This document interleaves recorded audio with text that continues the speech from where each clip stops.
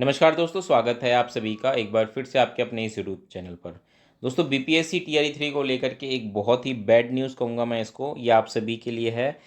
हालांकि मैं नहीं चाहता था कि इस पर वीडियो बनाऊं, लेकिन क्योंकि मैटर इतना सीधा भी नहीं है। पटना हाई कोर्ट का ऑर्डर आ गया है जिसके तहत इस पर स्टे लगा दिया गया। अब स्टे किस आधार पर लगाया गया वो भी मैं बताऊंगा, लेकिन ये मैटर क्या है लोग नहीं समझ पा रहे हैं। कोर्ट का ऑर्डर सभी के पास है लेकिन कोई भी ठीक से बता नहीं रहा है। ये 17 पेज का ऑर्डर है जिसको कि मैं आपको यहाँ डिटेल में समझाऊंगा कि किस बेसिस पर इस पर स्टे लगाया गया और सरकार की यहाँ पर बहुत चूक हुई है जिसकी वजह से ये मैटर फंस गया है। आप देखेंगे कि ये जो सरकार की यहाँ पर कुछ गलतियाँ रही हैं। सरकार ने पहले कुछ ऐसे नोटिफिकेशन जारी किए थे जिसके आधार पर जो गेस्ट टीचर थे उन्होंने ये क्लेम किया है कि उनको ग्रेस मार्क्स दिया जाना चाहिए, और कोर्ट ने भी स्टे लगाते हुए उनको कह दिया कि ग्रेस मार्क्स दिया जाएगा।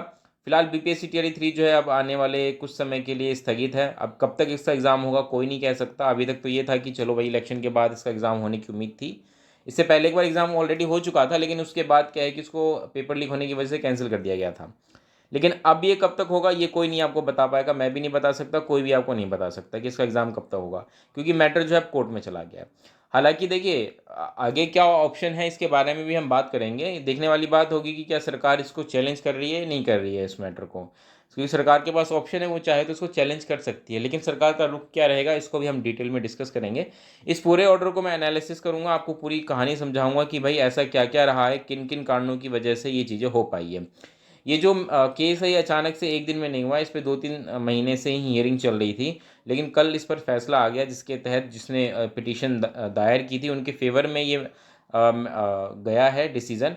और ये कहा गया है सरकार को कि भाई आप इस पर अभी स्टे लगाइए। ठीक है, एक बार मैं आपको इस ऑर्डर के बिल्कुल लास्ट में लेकर जाना चाहूँगा जहाँ पे मैं आपको दिखाऊंगा कि कोर्ट ने क्या कहा है, जिससे कि आपको शॉर्ट में तो चीज़ें समझ आ ही जाएंगी लेकिन डिटेल में भी मैं आपको समझाऊंगा।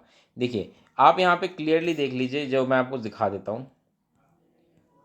ये जो लास्ट पैरा है, पैरा नंबर 18, इसको मैं समझा देता हूँ आपको डिटेल में। Considering the fact and circumstances of the case, I am of the view that both the contract teachers and guest teachers, यहाँ पे दो शब्द हैं, contract teacher and guest teacher. यानी कि मामला सिर्फ गेस्ट टीचर का नहीं है, इसमें कॉन्ट्रैक्ट टीचर को भी कहीं ना कहीं इन्वॉल्व किया गया है। तो contract teacher and guest teacher are discharging same duties as they are teaching the student in school, and there is no difference between the contract teacher and guest teacher। कहने का मतलब ये है कि जज साहब ने जजमेंट देते समय कहा है कि मेरे हिसाब से जो कॉन्ट्रैक्ट टीचर और गेस्ट टीचर है दोनों ही सेम होते हैं, क्योंकि दोनों ही टीचिंग का काम कर रहे हैं, दोनों में कोई ज़्यादा डिफरेंस नहीं है। इसीलिए जो गेस्ट टीचर है they are also entitled to 5 marks for 1 year of employment and maximum 25 marks. यानी कि उनको भी, किनको, गेस्ट टीचर की बात हो रही है कि गेस्ट टीचर को 1 साल के लिए 5 मार्क्स और मैक्सिमम मैक्सिमम 25 मार्क्स, यानी कि अगर किसी ने 6 साल 7 साल भी सर्विस की है तो भी उसको 25 मार्क्स मिलेंगे, जिसने 5 साल किया उसको भी 25 मिलेंगे। मैक्सिमम 25 मार्क्स ग्रेस मार्क्स के रूप में दिया जाना चाहिए। And accordingly this rate petition is allowed and the state government is directed to take final decision to grant of 5 marks for 1 year of employment and maximum 25 marks to the guest teacher as given in the contract teacher within 1 month.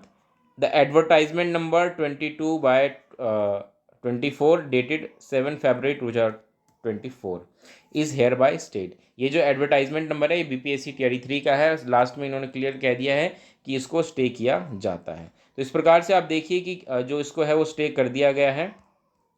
मामला क्या है अभी मैं आपको detail में समझाने की कोशिश करता हूं। चलिए आगे बढ़ते हैं। पहले मैं आपको सबसे ऊपर लेकर जाना चाहूँगा जहाँ पे हम 1 बाय 1 चीज़ों को समझेंगे। ठीक है, क्योंकि अगर चीज़ें शुरू से समझ में आएंगी तो अच्छा रहेगा मामला। ये जो केस है ये पटना हाई कोर्ट में दायर किया गया था, जिसमें कि आप देख सकते हैं बहुत सारे इसमें पिटिशनर हैं। ये पूरी जो लिस्ट है ये पिटिशनर की ही लिस्ट है। इन सभी के नाम आप देख सकते हैं यहाँ पे, लगभग 10 पिटिशनर के नाम आपको यहाँ पे दिख रहे होंगे। इसके अलावा इसमें जो रेस्पोंडेंट होते हैं, रेस्पोंडेंट मतलब जिनके खिलाफ केस किया गया है वो, तो रिस्पोंडेंट में ये 8 पार्टीज़ हैं जिनको कि रिस्पोंडेंट बनाया गया है। इसमें chief secretary government of Bihar Patna, chief secretary government of Bihar Patna, ठीक है, additional chief secretary department of education, बहुत सारे इसमें लोग हैं। बीपीएससी भी इसमें एक पार्टी है। ठीक है, इसके अलावा exam controller, TRE2, Bihar public service commission, ये सब इसमें पार्टी रही हैं। मामला क्या है अभी हम समझने की कोशिश करते हैं। शुरुआत देखिए यहाँ पे होती है। इसमें क्लियर कट कह रखा है कि एक रिट पिटीशन है। अब देखिए रिट पिटीशन क्या होता है ये आप सभी को पता होगा। रिट पिटीशन तब दायर किया जाता है जब किसी के कॉन्स्टिट्यूशनल राइट्स का वायोलेशन होता है। तो यहाँ पर भी जो पिटिशनर थे उन्होंने आर्टिकल 14 का हवाला देते हुए कहा है कि भाई हमारे जो फंडामेंटल राइट्स हैं उनका वायोलेशन किया गया है। ठीक है, अब आर्टिकल 14 क्या है इसको आप डिटेल में स्टडी कर लीजिएगा। बेसिकली ये इक्वालिटी की बात करता है, वो आप डिटेल में पढ़िएगा किन किन बेसिस पे इक्वालिटी होती है। मेन है कि इन्होंने रिट पिटीशन दायर की थी। अब इस पिटीशन में इन्होंने क्या क्या मांगे की थी यहाँ पे देखिए क्लियरली लिख रखा है। ये सारी मांगे इनकी थी, जो पिटिशनर थे उन्होंने ये सारी मांगे रखी थी, और उसमें से कौन कौन सी मांगों को माना गया है ये अभी हम समझने की कोशिश करेंगे। ठीक है, सबसे पहली जो इनकी मांग थी वो तो थी कि भाई 5 मार्क्स और जो 25 मार्क्स वाली बात है वो इनको दिया जाना चाहिए, वेटेज इनको दिया जाना चाहिए, जो अभी एग्ज़ाम फ़िलहाल में चल रहा है उसमें। पहली इनकी डिमांड ये थी। दूसरी इनकी ये भी थी कि एक यहाँ पे देखिए लिखा हुआ है, commanding the respondent authorities concerned to follow the rule number 6 merit list of the advertisement number this published by BPSC for the appointment to the school teacher। अच्छा, यानी कि ये बात कर रहे हैं जो इससे पहले वाली अपॉइंटमेंट हुई है। एक मिनट रुकिए, ये एडवर्टाइजमेंट नंबर आप देख लीजिए। एडवर्टाइजमेंट नंबर ये BPSC TRE 2 है, शायद इसकी बात हो रही है। इसमें कह रहे हैं कि इसमें भी इनको 5 मार्क्स का जो ग्रेस है, वेटेज है, और 25 मार्क्स वाली बात है वो उसमें भी दिया जाए। यानी करंट में तो दिया ही जाए, इससे पहले वाले में भी ये डिमांड कर रहे हैं कि इनको दिया जाए। और अगर ये डिमांड कर रहे हैं तो इसका मतलब ये सप्लीमेंट्री रिजल्ट की भी बात कर रहे हैं कि इसके साथ एक सप्लीमेंट्री रिजल्ट जो TRE 2 अपॉइंट हो चुके हैं उसके साथ एक जारी किया जाए। ये इनके देखिए डिमांड्स हैं। क्या क्या अभी हुआ है इसमें हम देखेंगे। इसके अलावा और क्या इन्होंने मांग की थी इस रिट पिटीशन में। इन्होंने कहा था कि हाँ ये देखिए यहाँ पे publish supplementary result in favour of guest teacher who are working since 5 year and half. कि भाई BPSC को आप ऑर्डर दीजिए कि वो एक सप्लीमेंट जो रिज़ल्ट है वो गेस्ट टीचर के फेवर में जारी करे। इसके अलावा इनका ये भी कहना था कि इनको रेगुलराइज किया जाए। जो हम जानते हैं ना कि not to disturb the service of the petitioner till the age of 60 year, that is age of retirement like other teachers of the secondary primary schools of the government of Bihar, and pay the remuneration salary accordingly. ये कहना चाहते हैं कि इनको regularise किया जाए, permanent किया जाए, 60 ईयर्स तक इनको ना हटाया जाए। ये इनकी डिमांड थी। इसके अलावा इन्होंने और क्या डिमांड रखी थी। इन्होंने कहा था कि further for direction to the respondent concerned not to take steps with respect to the petitioner to terminate them from their job। इनको जॉब से ना निकाला जाए, इसको लेकर भी इन्होंने कहा था। इसके अलावा और क्या इन्होंने डिमांड की थी। इन्होंने कहा था कि भाई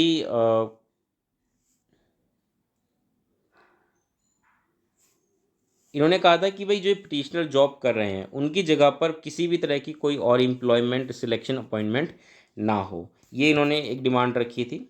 ठीक है, एक एक करके मैं आपको सारी चीज़ समझाने चाह रहा हूँ कि क्या क्या इनकी डिमांड थी।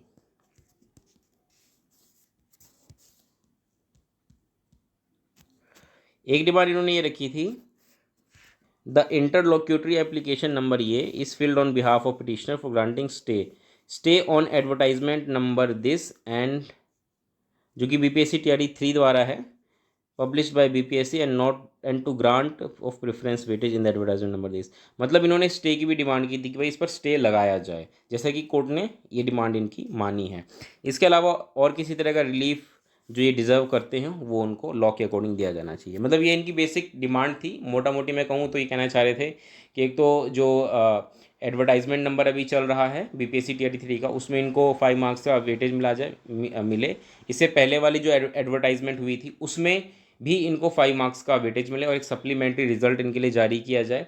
इसके अलावा इनकी डिमांड थी कि भाई इनकी सर्विस 60 साल तक रखी जाए, इनको डिस्टर्ब जो हम कहते हैं ना रेगुलराइजेशन परमानेंट इनको किया जाए, इनकी ये डिमांड थी। इसके अलावा ये कह रहे थे कि इनकी जगह पे किसी और की अपॉइंटमेंट नहीं होनी चाहिए। ये कुछ इनकी डिमांड्स थी। तो अब इस डिमांड्स को माना गया नहीं माना गया वो बात की बात है, अभी हम देखेंगे लास्ट में। लेकिन क्या कुछ हुआ इसको समझिए। कोर्ट जब अपने ऑर्डर जारी करता है तो हर एक पॉइंट्स की बात करता है। जैसे कि अगर मैं आपको बताऊं तो यहाँ पे देखिए, यहाँ पे क्या चीज़ लिखा है। इसको इंग्लिश में मैं रीड कर रहा हूँ लेकिन मैं आपको हिंदी में एक्सप्लेन करूँगा। The fact of the present case in short is that the petitioner are working as guest teacher. जिन्होंने पिटिशन डाला है वो as a guest teacher job कर रहे हैं डिफरेंट डिस्ट्रिक्ट्स ऑफ बिहार। अलग अलग सब्जेक्ट से बिलोंग करते हैं सारे, सबका सब्जेक्ट भी अलग अलग है और अलग अलग जगह वो रहते हैं। अब देखिए इंपॉर्टेंट चीज़ समझिए, the education department government of Bihar came with the resolution. इन्होंने एक रेजोल्यूशन निकाला था जो कि 2018 की बात है, 25 जनवरी 2018 की डेट में निकाला था, जिसमें कि उन्होंने 4,257 जो वैकेंट पोस्ट थी गेस्ट टीचर्स की इन डिफरेंट सब्जेक्ट्स, जो सब्जेक्ट यहाँ पे मेंशन भी हैं, जिसमें कि उन्होंने कहा था कि ये इनको रिम्यूनरेशन देंगे 1,000 पर डे। रिम्यूनरेशन मतलब इनकी सैलरी 1,000 पर डे के हिसाब से होगी, मैक्सिमम 25,000 इनको दिया जाएगा। ये एक इन्होंने नोटिस निकाला था। इसके अलावा इन्होंने एक बात और कही थी, जिसमें कि इन्होंने ये कहा था, एक मिनट रुकिए, यहाँ पे है ये जो मैं आपको बताना चाह रहा हूँ। इसके अलावा इन्होंने जो एप्लीकेशन वगैरह निकाले थे उसमें इन्होंने कहा था कि जो भी इंटरेस्टेड हैं वो अपना अप्लाई करें। तो एप्लीकेशन इनवाइट किए गए, inviting application from the eligible candidates, और जो पिटिशनर हैं इनके पास ये क्वालिफिकेशन थी, इन्होंने अप्लाई किया था इसमें, duly applied for the concern subject teacher, और उसके बाद इनकी ज्वाइनिंग हुई थी और इन्होंने ज्वाइन किया था।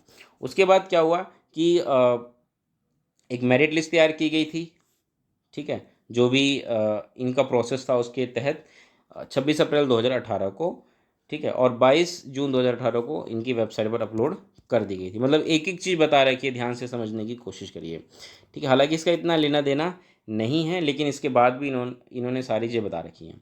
तो ये सारा प्रोसेस होने के बाद इन्होंने as a guest teacher join किया था।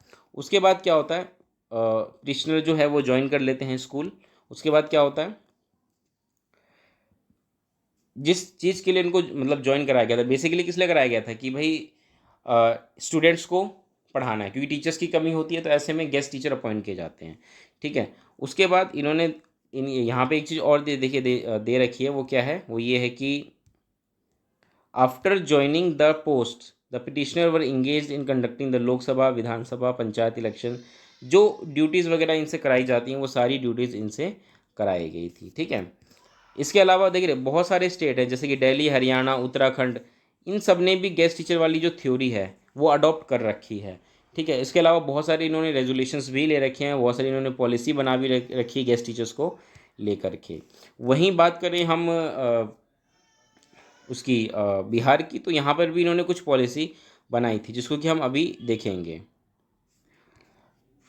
जिस प्रकार से बहुत सारे स्टेट्स ने, मैंने भी बताया कि गेस्ट टीचर वाली पॉलिसी अपना रखी है, इसी प्रकार उत्तराखंड का देखिए इन्होंने रेफरेंस देते हुए, उत्तराखंड का जो रेफरेंस है उसको देते हुए, उत्तराखंड का रेफरेंस देते हुए, जिस प्रकार से उत्तराखंड ने कोर्ट के ऑर्डर को माना था और इनको रेगुलराइज किया था, उसका रेफरेंस देते हुए बिहार सरकार को भी ये डायरेक्शन दिया गया है, regularise the guest teacher, the state of Bihar should follow the adopt and regularise the guest teacher of the state of Bihar, ठीक है। इसी प्रकार से स्टेट ऑफ बिहार को भी ये फॉलो करना चाहिए, ये कहा गया है। अब आगे और चीज़ पढ़िए, देखिए जो सबसे इंटरेस्टिंग चीज़ है वो यहाँ पर आती है। The education department government of Bihar had enacted Bihar municipal body secondary and higher secondary school service appointment, promotion, transfer, disciplinary action and service conduction rule 2020, ये इन्होंने एक मतलब जारी किया था, ठीक है। इसमें क्या बात थी, इसमें ये बात की गई थी, which states to grant 5 marks per year preference weightage to the guest teacher for their work duration. अब देखिए ये यहाँ पे स्टेट गवर्नमेंट ने ये पहले से ही एक ऑर्डर निकाला था, ये यहाँ पे साफ क्लियरली मेंशन है इस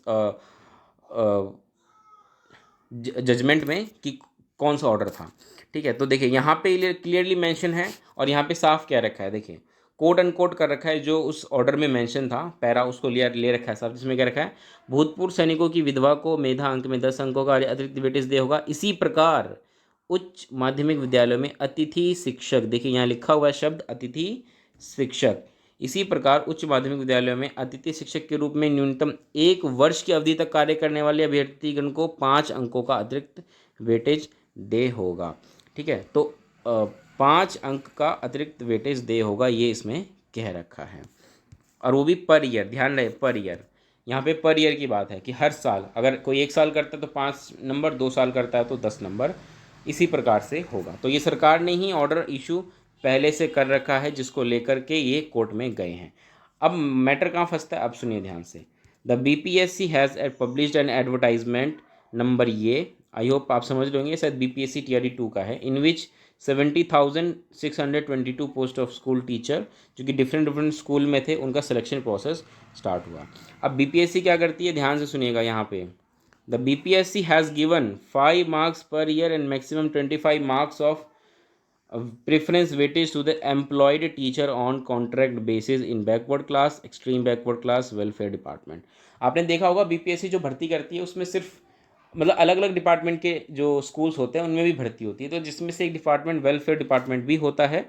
और इसी के तहत उसमें जो उसमें जो पोस्ट थी बैकवर्ड और एक्सट्रीम बैकवर्ड क्लासेस की, उसमें जो ऑलरेडी एम्प्लॉयड कॉन्ट्रैक्ट टीचर्स थे उनको वेटेज तो दे दिया बीपीएससी ने। ये बीपीएससी ने यहाँ पर एक तरीके से कह लीजिए गलती कर दी या क्या किया, इसको भी बीपीएससी ने बाद में एक्सप्लेन किया है कि मतलब अपने आप को डिफेंस करने की कोशिश की। तो बीपीएससी की तरफ से ये कदम उठाया गया था। अब होता है क्या है कि अगला एडवर्टाइजमेंट नंबर आता है बीपीएससी टीआरई 4 का, और इसमें भी यही चीज़ होती है। ठीक है, जो 5 मार्क्स वाली बात है और 25 मार्क्स मैक्सिमम, वो उन कॉन्ट्रैक्ट टीचर्स को दिया जाता है जो backward class, extreme backward, welfare department में जॉब करते हैं। ठीक है, अब यहाँ से दिक्कत किसको आती है, इन गेस्ट टीचर को दिक्कत आएगी, और दिक्कत तो आनी भी चाहिए भाई, आप उनको दे रहे हो, इनको नहीं दे रहे। ठीक है, यहाँ पे लिखा हुआ है कि not given to the guest teacher, guest teacher को नहीं दिया गया, कॉन्ट्रैक्ट टीचर को दे दिया। और जबकि जो पिटिशनर हैं वो एस्टेट एग्जामिनेशन भी क्वालिफाई करते हैं, सारी चीज़ें वो फिलफिल करते हैं, उसके बाद भी चीज़ें हुई। अब इन्होंने क्या किया, इन्होंने सोचा कि शायद बीपीएससी लास्ट में कुछ करेगी, तो जो भी सिलेक्शन प्रोसेस होता है वो सारा कुछ उन्होंने देखा, लेकिन बीपीएससी ने क्या है कि प्रेफरेंस वेटेज जो 5 मार्क्स का मिलना था गेस्ट टीचर को, वो नहीं मिला। अब पिटिशनर ने क्या है कि एक जॉइंट रिप्रेजेंटेशन वो फिल किया कंसर्न अथॉरिटी के सामने for granting of the 5 marks. ठीक है, लेकिन होता क्या है कि इन्होंने जो अथॉरिटीज़ थी उन्होंने ध्यान नहीं दिया इस चीज़ पर। इन्होंने डिमांड की थी कि भाई सप्लीमेंट्री रिजल्ट भी जारी किया जाना चाहिए गेस्ट टीचर के फेवर में, ये अथॉरिटीज़ के सामने इन्होंने सारी डिमांडें रखी थी, लेकिन ऐसा कुछ नहीं हुआ। ठीक है, यहाँ पे लिखा है the concern authorities has not here the petition and again publish the advertisement number. ये एडवर्टाइजमेंट नंबर बीपीएससी टीआरई 3 का है। तो यहाँ पे सारा मैटर आप समझ पा रहे होंगे। इसके अलावा एक सप्लीमेंट्री एफिडेविट फाइल की जाती है on behalf of the petition in which it is submitted that the director secondary education department, ये गवर्नमेंट ऑफ बिहार पटना, एक इन्होंने लेटर इशू किया था इस डेट में 30/3/2024 को एक लेटर इशू किया था, जिसमें कि इन्होंने ये कहा था in view of the said letter it is directed by the respondent number 4। ये रेस्पोंडेंट नंबर 4 आप पढ़ेंगे, जो मैंने ऊपर लिस्ट दी थी सबसे पहले पेज पे, उसमें लिखा होगा the service of guest teacher who have been in service in higher secondary school of the state under the provision made in department this should not be continued since 1/4/2024। 1 अप्रैल 2024 से ये अब कंटिन्यू नहीं होने चाहिए। ये एक लेटर इशू किया गया था, जो आप डिपार्टमेंट यहाँ देख रहे हैं ऊपर, डिपार्टमेंट में बता भी देता हूँ, ये director secondary education department government of Bihar Patna, इनकी तरफ से एक लेटर जारी किया जाता है, जिसके तहत ये कहा जाता है कि 1 अप्रैल 2024 से कोई भी गेस्ट टीचर अब जॉब नहीं करेगा, यानी कि एक तरीके से इनको बाहर करने की बात की गई। ठीक है, यानी कि अब ये कंटिन्यू नहीं कर सकते। इसके अलावा इन्होंने डायरेक्शन दिया था सभी को कि भाई आप ये सर्टिफाई करेंगे कि आपके ज़िले में जो डिस्ट्रिक्ट लेवल पे जो होते हैं ना डिस्ट्रिक्ट एजुकेशन ऑफिसर, उनको कहा था कि आप ये सर्टिफाई करेंगे कि कोई भी सिंगल गेस्ट टीचर आपके डिस्ट्रिक्ट में सर्विस नहीं कर रहा है। 3 अप्रैल 2024 तक ये करेंगे। तो इस प्रकार से आप देखिए ये गवर्नमेंट की तरफ से क्या क्या चीज़ें की जाती हैं। A counter affidavit has been filed on the behalf of the respondent number 4 in which it is stated that the petitioner are guest teacher appointed on temporary basis and fixed remuneration 1000 per working day with maximum 25,000 per day। ठीक है, till the neogen employment of teacher in the government school converted to the government school and upgraded higher secondary school, ये ठीक है। It is further transpired that the petitioner have approached the honorable court for grant of relaxation in nature of about 5 marks per subject to the 25 marks for the each your satisfactory work as awarded to the contractual teacher. ठीक है, ये सारी चीज़ें इसमें। अब इसमें क्या है, इसमें मेन पॉइंट ये है जो रेस्पोंडेंट नंबर 4 है, यानी कि जो जिनके खिलाफ केस किया गया उनमें से रेस्पोंडेंट नंबर 4 जो कि ये सरकार का एक हिस्सा है, इन्होंने कहा कि भाई गेस्ट टीचर जो हैं वो क्यों अपॉइंट किए गए थे, वो इसलिए अपॉइंट किए गए थे क्योंकि उनके पास नियोजित शिक्षक नहीं थे। अब नियोजित शिक्षक जब आ गए बीपीएससी टीआरई 1 टीआरई 2 के थ्रू, तो अब इनकी क्या जरूरत है, इनको बाहर कर दो। ये ऐसा इनका कहना था कोर्ट में इन्होंने सारी बातें की गई कि इनको तो हमने टेम्प्रेरी बेसिस पे अपॉइंट किया था, परमानेंट थोड़ी किया था। इसी चीज़ को ध्यान में रख के देखिए जो पिटिशनर है इन्होंने क्या रखा कि हमको परमानेंट कर दिया जाए, जैसा बाकी स्टेटों में कर रखा है 60 साल की एज तक। ठीक है, ये बात ये कहना चाह रहे हैं। अब सुनिए, अब सरकार की तरफ से क्या क्या दलीलें दी जाती हैं, अब हम पढ़ेंगे एक एक करके। सरकार क्या कहती है, it is abundantly clear that the petitioner service were temporary in nature, who were employed with an objection of completing the syllabus in the respective school in the absence of Neojit teacher in the school for the reason of vacant post. It is further clearly mentioned that the service shall be taken only till the Neojit teachers are employed on the sanctioned post in the school. कहने का मतलब ये है कि जो सरकार है वो क्या दलील दे रही है कि भाई इन गेस्ट टीचर को हमने टेम्प्रेरी बेसिस पे रखा था, दिन के 1,000 दे रहे हैं हम उनको और महीने के 25,000 दे रहे हैं मैक्सिमम। तो ये तो तब तक थे जब तक नियोजित शिक्षक नहीं आ जाते, अब नियोजित शिक्षक आ गए तो अब इनकी क्या जरूरत है, ये कहना है सरकार का। आगे पढ़ते हैं, there is no provision prescribed in there service being regularized as the employment was temporary in nature which fact has been specifically mention in this.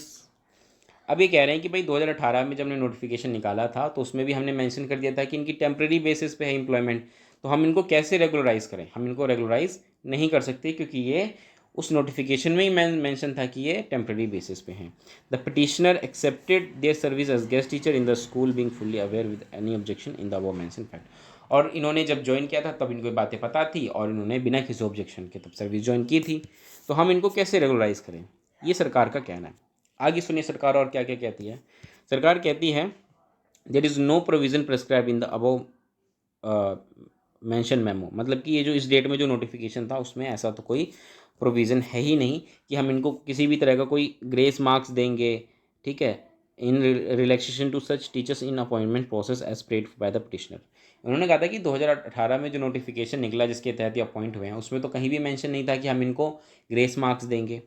ठीक है, इसमें आगे क्या लिखा है, the award of grace marks और relaxation is a policy decision within the domain of state and no such provision shall be brought on record by the petitioner. इन्होंने कहा था तो स्टेट का डिसीजन है कि वो ग्रेस मार्क्स देगी या नहीं देगी। हमने इनको इसमें कहाँ लिख कर दिया नोटिफिकेशन में कि हम इनको ग्रेस मार्क्स देंगे। आगे पढ़िए, the school under control and management of the education department is different from the school under control management backward and extremely backward class welfare department.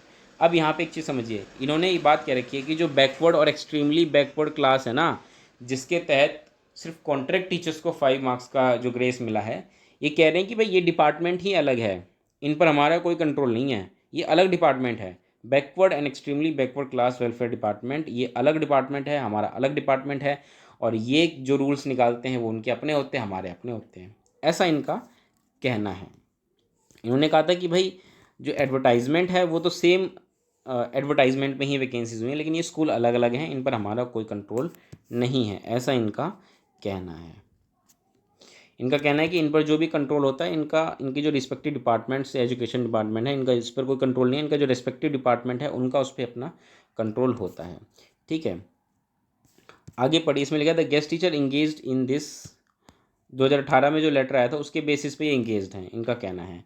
And the teacher working on the contract basis in the school under backward extreme backward welfare department are 2 separate class.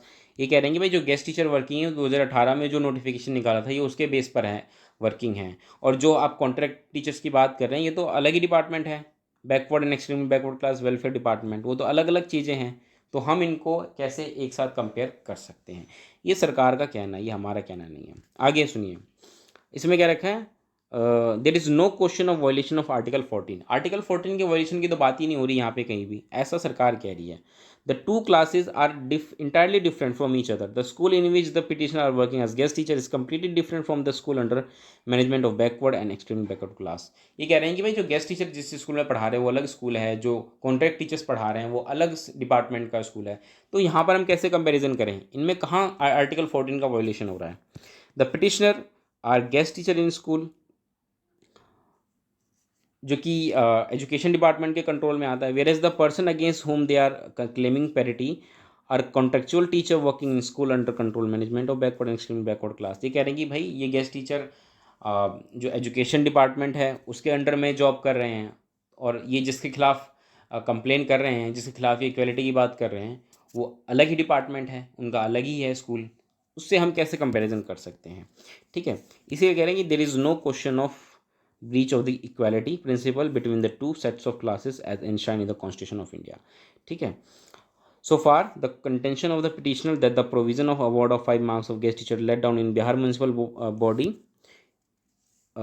senior secondary school teacher rule 22 is concerned with the process of Newgen, which has been done away by the enactment of the Bihar state school teacher appointment transfer disciplinary proceeding service condition rule 2023।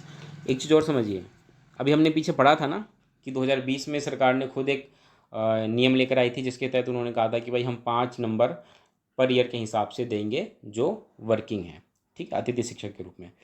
लेकिन देखिए सरकार क्या दलील दे रही है, सरकार दलील दे रही है कि भाई वो नियम तो अब हट गया, वो नियम बहुत पहले हट गया। कैसे हट गया?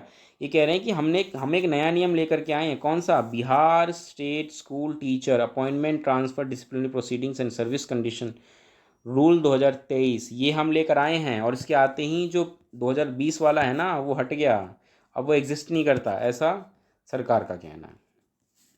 आगे सुनिए, as per the new rules the appointment to the post of school teacher is being done by the competitive examination conducted by the Bihar public service commission. तो जो अपॉइंटमेंट हो रही है वो नए रूल के अकॉर्डिंग हो रही है, ठीक है, और उसके तहत हम कॉम्पिटिटिव एग्ज़ाम कंडक्ट करा रहे हैं। तो ये सारी चीज़ें कह रही है सरकार। आगे क्या कहती है, ध्यान से सुनिए।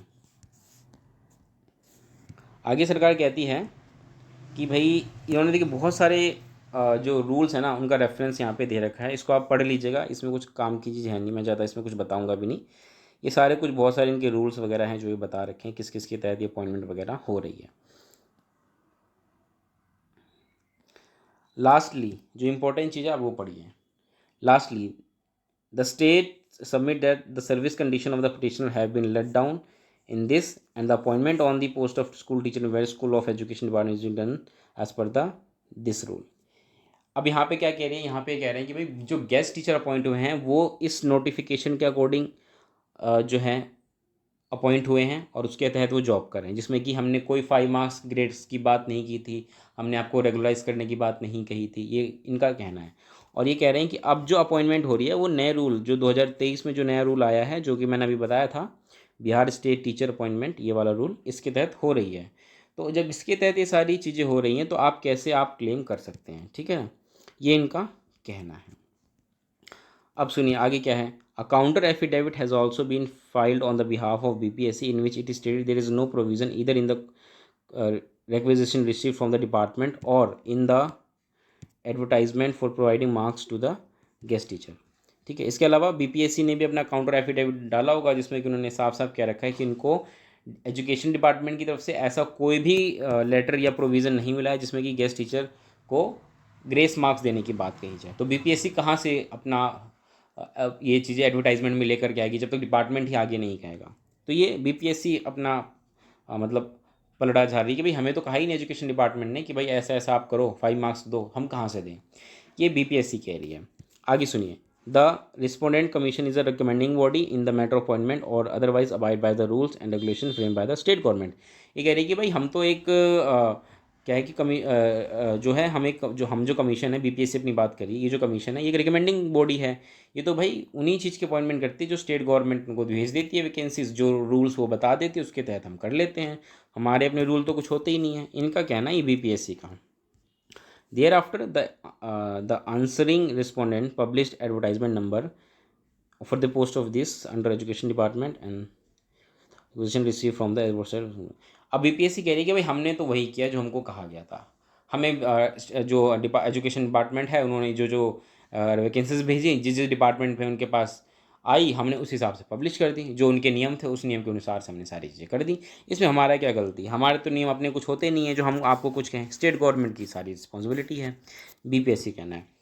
The advertisement number this for appointment to the post of school teacher did not even contain any provision pertaining to the grace marks for this and this to guest teacher who are under employment in accordance with the requisition set by the requisition department।